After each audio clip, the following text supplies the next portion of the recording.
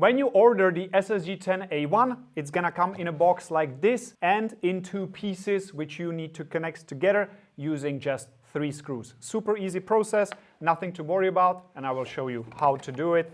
So let's just jump straight into the box. We have the filling material, we have the screws that we need, manual, we take a look at it later, silica gel, and we take out the A1 stock and also the upper part.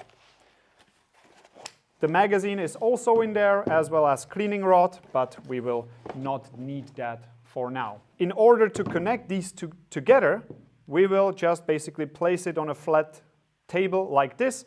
We will take the stock and we will align everything, especially the trigger first. Then we'll look down here into the holes, and it's basically just gonna snap in place like that. We verify that everything here seems to be aligned.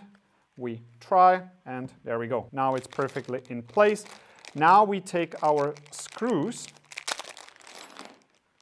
and one more Allen key. There we go.